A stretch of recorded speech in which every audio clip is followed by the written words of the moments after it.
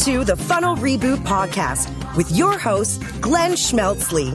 Let's get into today's show. Hey, Glenn here. Welcome to a very special edition of Funnel Reboot. This episode, we're going to be hearing from experts on where we are with marketing analytics and where we go from here.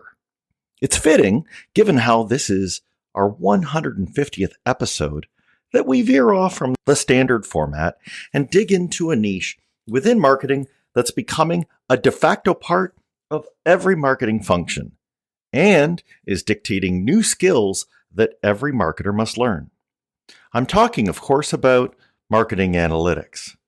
This episode is compiled from experts that came from around the world gathering at the Marketing Analytics Summit that was held in Las Vegas. Basically, if you're listening to this shortly after June 2023, you're getting this hot off the press. Now, first, a quick thanks to the event organizers and speakers who did these interviews with me at the time when they were going to give their talks.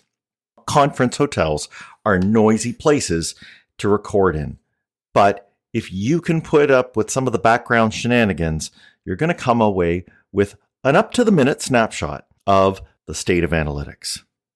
Now, I've grouped these clips into a few categories, starting with what makes marketing analytics unique. Then we're going to tackle all the transition that is currently happening around Google Analytics. After that, we'll talk about tools in general, knowing when they are needed and how to avoid having so many tools that they become unmanageable. Then we're going to talk to experts around UX and how to detect if our websites satisfy users and how to run optimization experiments properly. Following that, we'll take a quick look at the people and processes that are doing the work of analytics.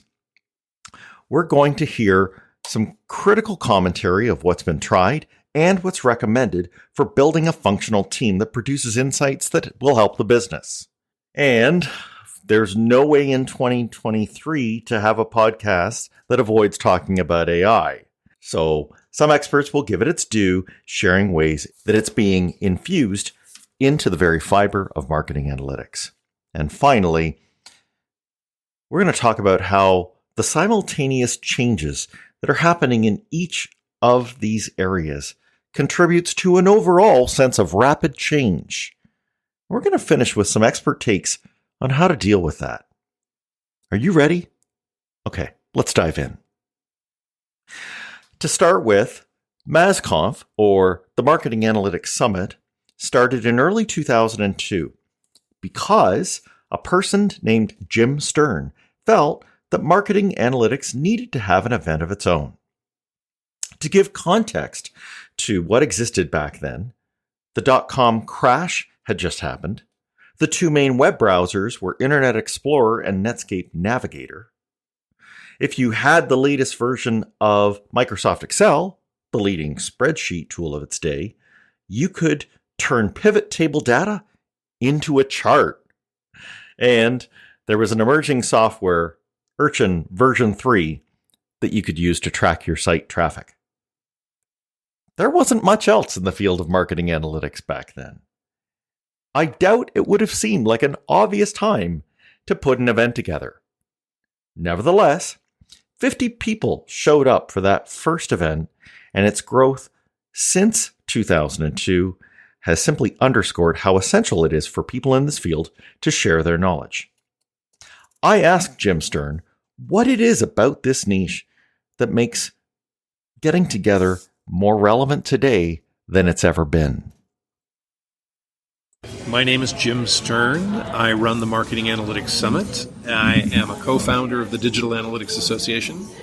I run the Data Driven Leaders Studio and small group meetings called Analytics Cohorts. We've reached a point where there's too much to know.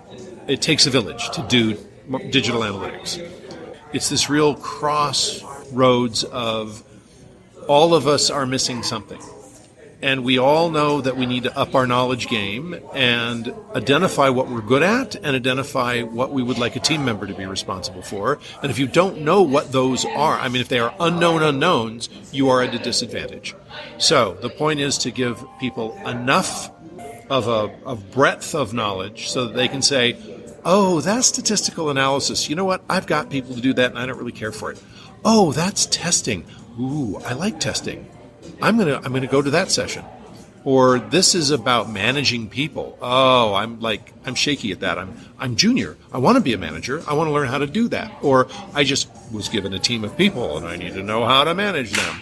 So it's this breadth that says, if you're interested in machine learning, if you're interested in AI, if you're interested in the management track, if you really care about getting deep into data cleansing and privacy, you can do that.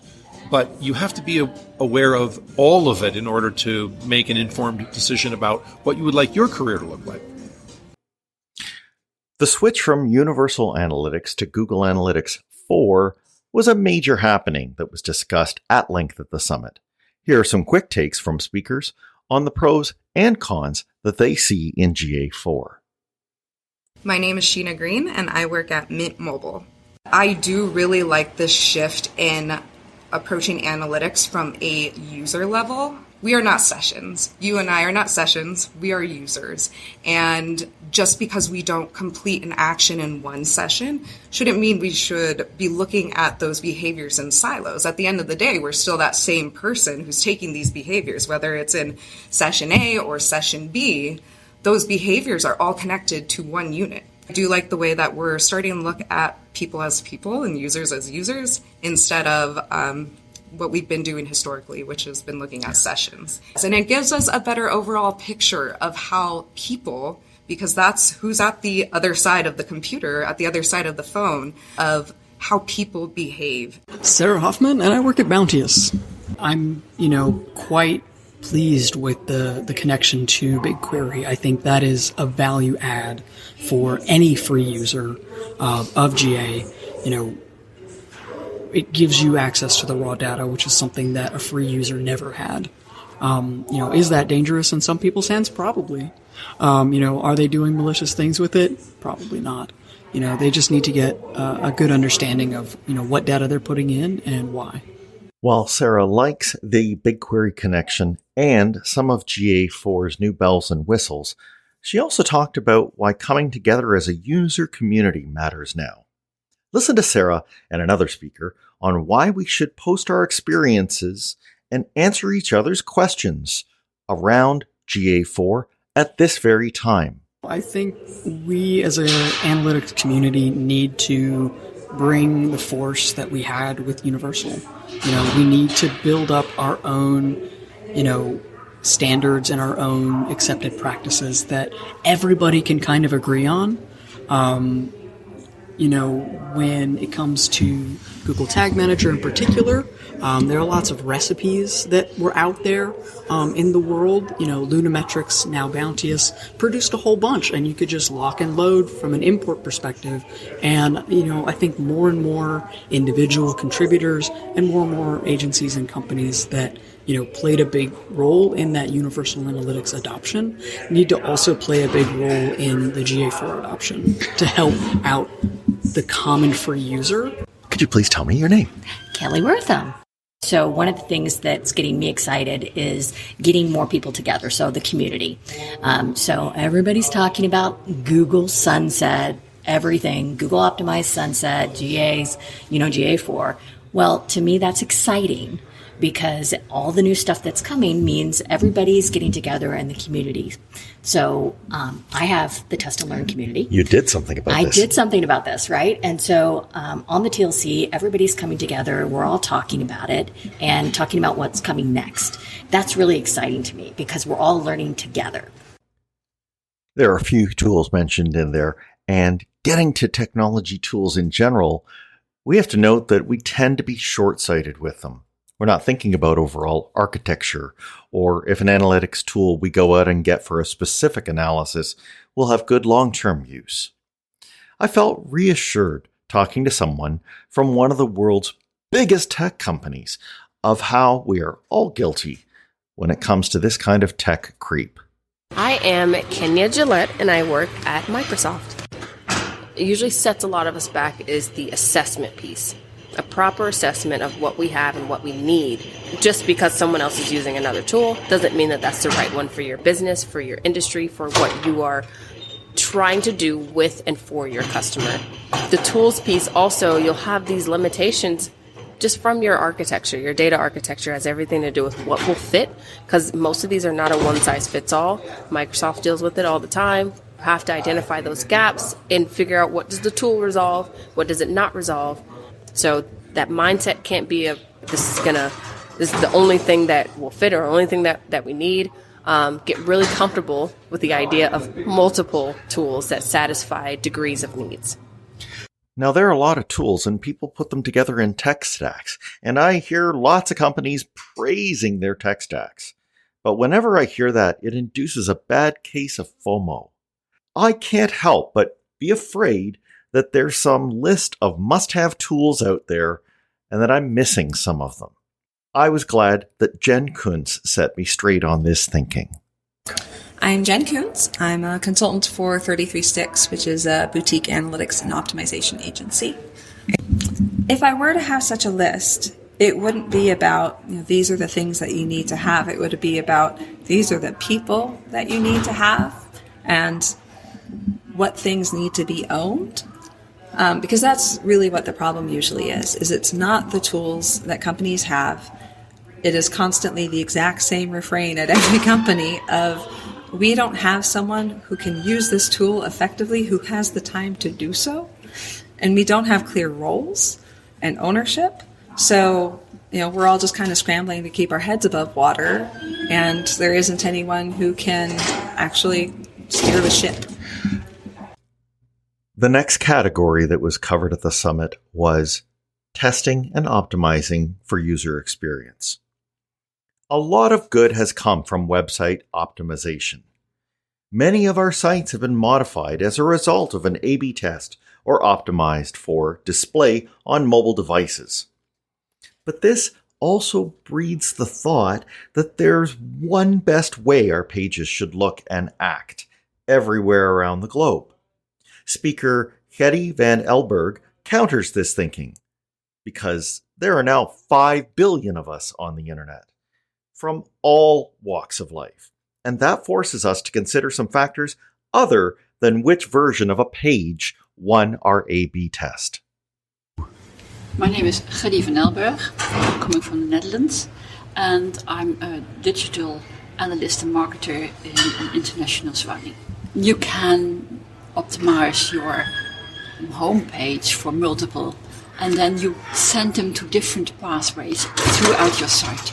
So you make pages in your website, and sometimes you will see that people from another culture might also love this information, but for certain culture groups they are necessary. And when you send people over through all these websites, so you have different paths, and your architecture will be a little bit, and your customer journey architecture will be more different. So you have different layouts, and then you have to put them on top of each other and make sure, okay, this might be similar, or this might offend there, so we have to have a different level or a different site for it. Yes. And that's when you have a differentiated website. The people already know you better, so you have already been building up trust. And then sales department comes in, the quality of the lead is higher. So they don't need so much time for travel up and forth to establish the trust again, because then they don't have to establish the trust of the company, but only between the people involved. So we have to take culture into account when we start to optimize our website. But then as we get on to running those optimization tests, Deborah O'Malley, who was also my guest, by the way, on episode 65, talked to me about how we should treat the results that come back from tests. She said we need to treat them with a healthy dose of skepticism. So I'm Deborah O'Malley. I'm the founder of Guess the Test.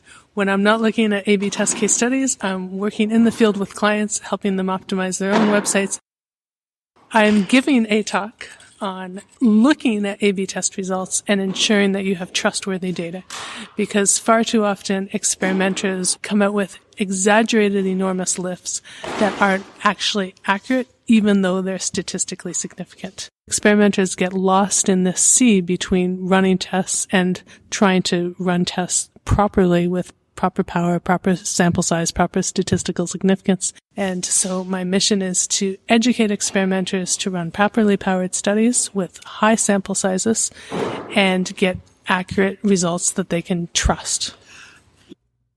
Another pitfall with tests, because of all the data that they need, is that they come back with results on how a whole audience reacted, instead of splicing it by audience segment. Sheena Green cautions us on what might get obscured when we do this. That we may not see differences in performance by different audience segments, and one audience segment may outperform vastly when you look at the other audience segments that are also in that test, but may not be performing as well. So when we don't unpack those wins and we don't get to that level of granularity, we seriously run the risk of being misguided in our optimization efforts. Imagine if one audience segment is performing so well that it actually masks another audience segment that has a negative performance based off this experiment. We can't leave this part without citing the good things that come from collaborations between designers and experimenters and other marketers. Anna Smolina points out how, as trust is gained between these stakeholders, it can lead to some really great outcomes. Hello, I'm Anna Smolina. I'm Director of Data Analytics, and I'm joining Get Your Guide soon. While having these discussions, we're also able to develop better solutions together. The initial idea might not be that great, but maybe when we talk about it, we can decide how to extend it, how to address more users, how to make it more profitable, or how to save money while executing it, for instance. And in this partnership and collaboration, there's a higher chance to also improving the quality of the ideas and quality of the discussions we have around them. And you pointed out that companies like Amazon, Booking.com, Uber, these, in fact, have led to them productizing whole new ways of making revenue. Absolutely. Those are examples of the companies which are using the data in the most smart way, not just to build the data products, which is, the future every analyst aspires for themselves, I guess, but also to base all of the decisions they're making on data. The third major category that was covered was the process behind analytics. We're talking about the work of analytics. Now, I know that most of us aren't fond of thinking about how much it costs in salary and overhead to keep the analytics lights on, but we need reminders, like my next speaker gives, of how stakeholders must justify their investment in analytics. Listen to how she wants us to lean into quantifying the value that it brings. I'm June Dershewitz. My talk is about proving the value of analytics. It's basically a framework for continuously communicating the value that an analytics team is generating through all the work that they do. The way that I like to think about it is moving up the chain of the ladder of influence in an organization and thinking about the potential, the actuality of the way that analytics gets used and valued. And that, it can depend on where you are. Maybe it's just about organizational data literacy and your job is to convince people that they need to fund an analytics team. Or maybe it's all the way at the top where your team is doing and delivering all these things and you need to make sure that the work that you're doing is actionable and is leading to things like making money, saving money, and keeping customers happy, which is what we all ultimately want. No one will deny that customer data has value. But whose responsibility is it to vet the spending decisions on when it gets analyzed? Well, I think June set us up to both sides. A major way to prevent wasted spend is to evaluate it before any data is ever analyzed. You got to get clear on the objective. Here is Brianna Mersey talking about it. My name's Brianna Mersey and I work at Media Monks. And you are talking about what? Data insights from what you don't know. So essentially, we're trying to get the right narrative out of the story. And to do that, we really need to look at the objectives of the project, like what are we looking for? And we need to make sure that the tactical platform solutions are able to support the data that we're collecting. We need to have the right context. We have to have the right data set. So there's a number of gotchas. The theme of tools has been covered, as well as processes. They're both very technical, but now it's time for us to shift over and note how soft skills play a part in all of this. After all, the most important step in the journey from collecting data to taking action on it is done when one person explains the data to another. Let's hear about the skills that speakers recommend we all work on. Rachel Heseltine. I am the VP of Consumer Growth at Trader Interactive. The common analytics mistakes that are made. I'm not stating that, things are incorrect that are coming out of analysts' hands. It's that there are lots of other factors that play into it. Analysts need to be able to understand what's going on with the business. They need to understand what's going on with the development side of things that can impact their numbers. They need to understand what's going on externally, whether that is a global pandemic or whether that is one of your competitors being hacked for ransomware that causes your traffic to go up while theirs goes down. So lots of different things that can play into it. So just reporting raw numbers doesn't really help anybody. It's really the analysis part of it. And that's what a good analyst will do, is not look at numbers on their own in isolation. They will look at the whole picture and work with the business teams, work with the sales teams, work with the development teams to draw that full picture out. Yes. So that everybody in the company, from the executives down, understand what those numbers truly represent. Groepper, Analytics, a Concord company. Speed to insight and insight to action will be a good indicator on how data fluent a company is. And I would imagine that it changes what is the nature of meetings. It would probably elevate conversation from where did you get that number to, since everybody understands how that number was arrived at, what do we do next? Exactly. Yeah, it definitely changes the conversation. And it also builds interconnectivity and trust amongst teams.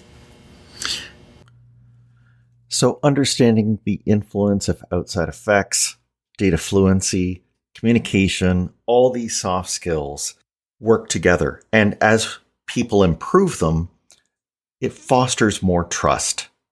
Lina Mikolajczyk claims that this not only makes us more functional, it even benefits our KPIs. I'm Lina Mikolajczyk, and I'm the incoming director of advanced analytics at Bumble. The title of my talk is Rebuilding Broken Trust, and it focuses on what you need to do in order to rebuild trust both amongst your stakeholders as well as on your data team in order to operate at maximum capacity. Would you say it even helps your KPIs? It helps everything, not just your KPIs as a business, but your internal team KPIs, your attrition rate, your engagement rate, your satisfaction rate. Everything gets improved if you just focus on that.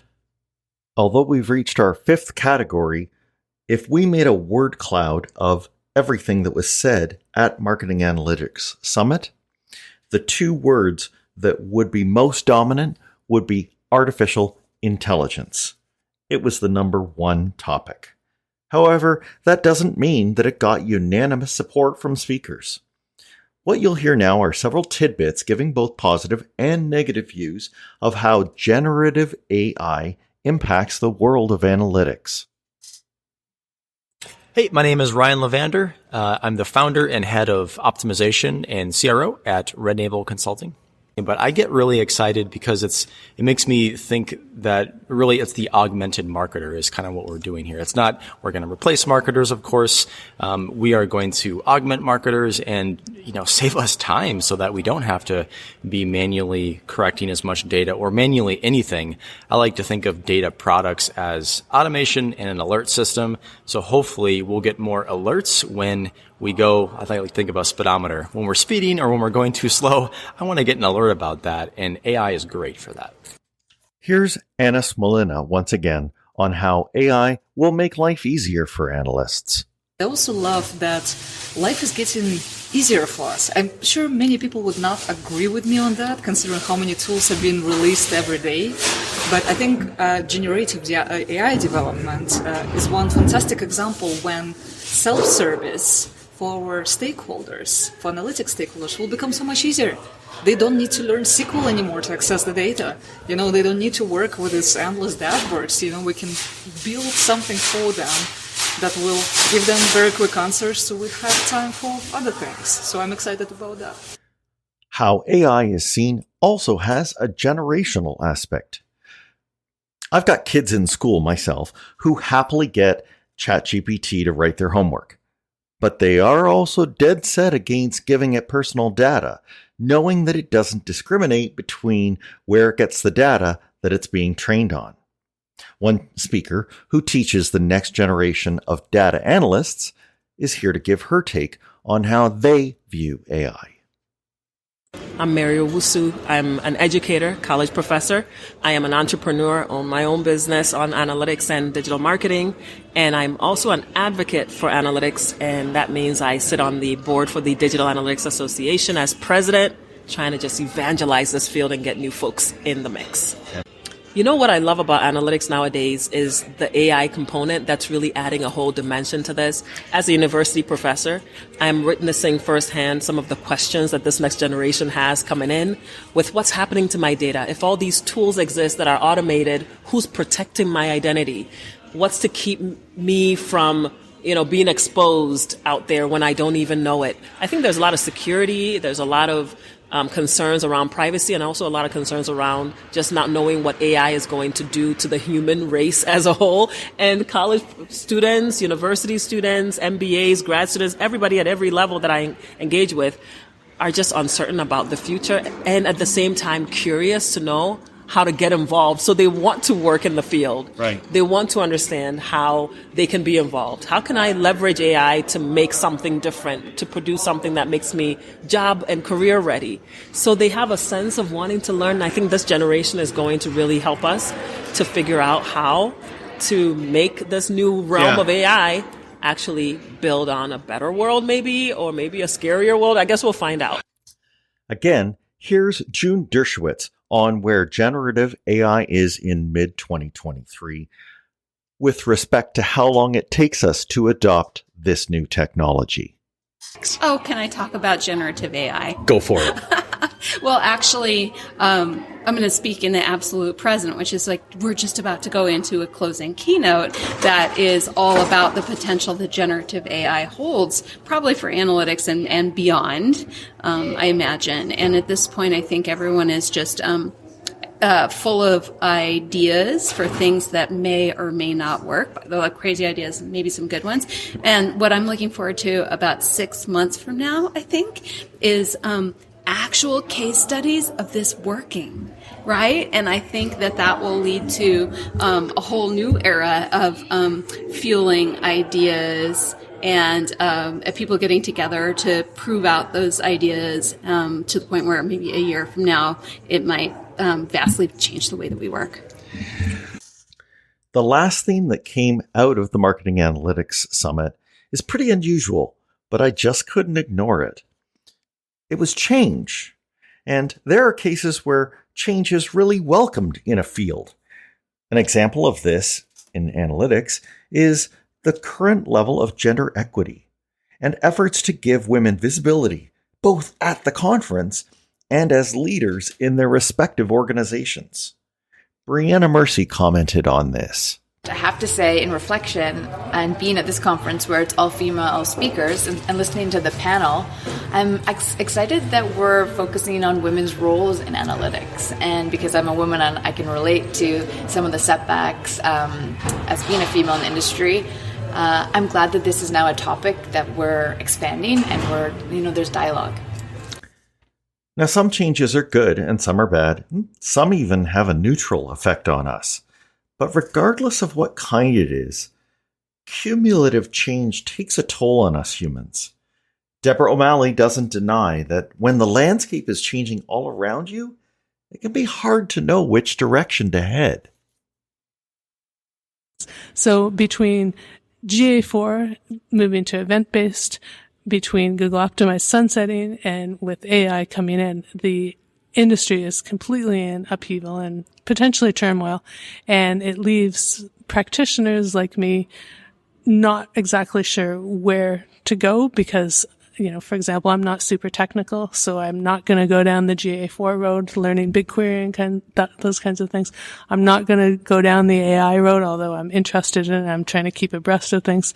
And to run experiments, I now need to switch testing platforms and learn a new testing platform from Google Optimized to whatever platform it is that I land on.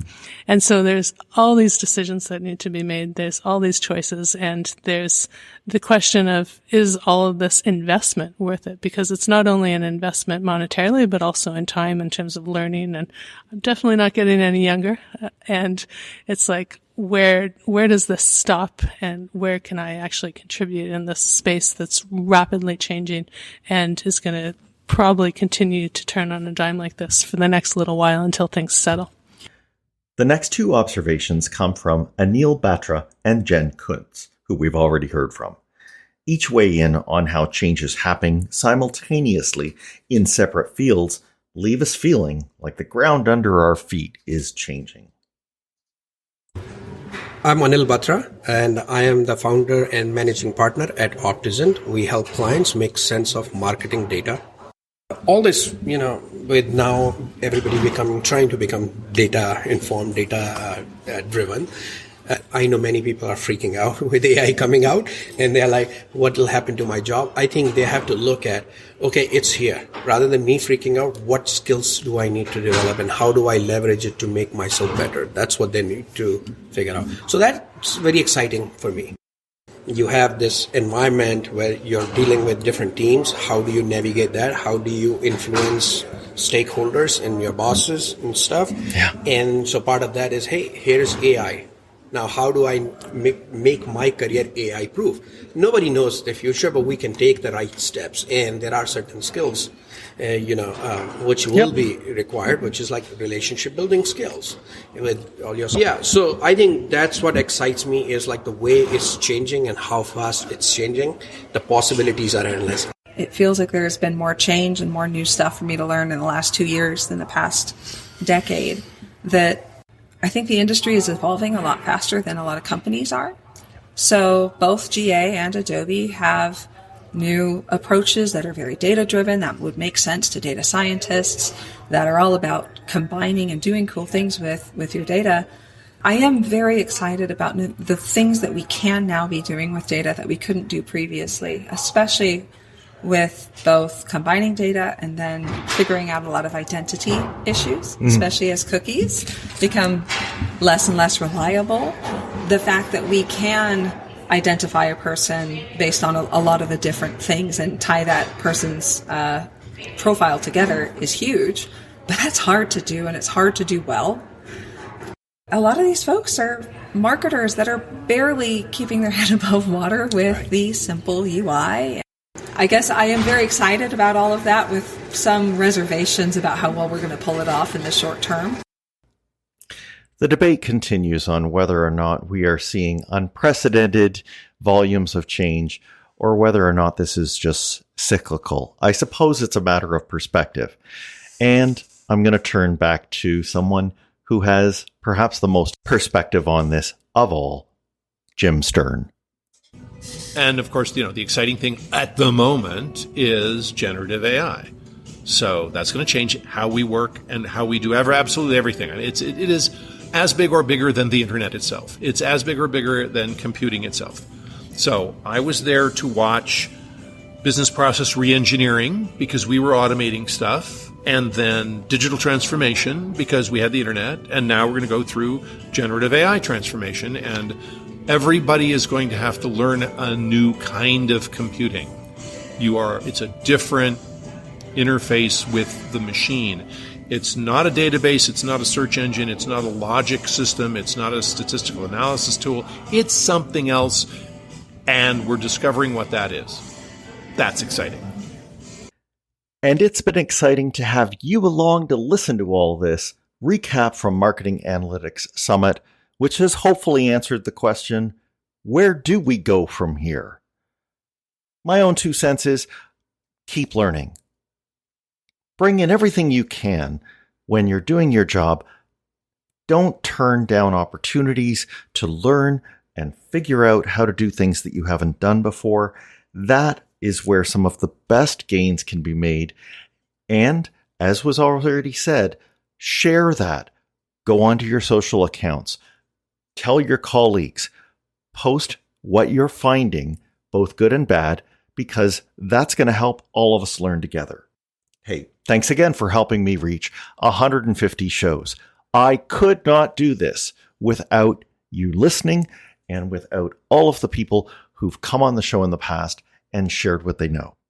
All of the speakers' profiles will be linked in the show notes over at funnelreboot.com.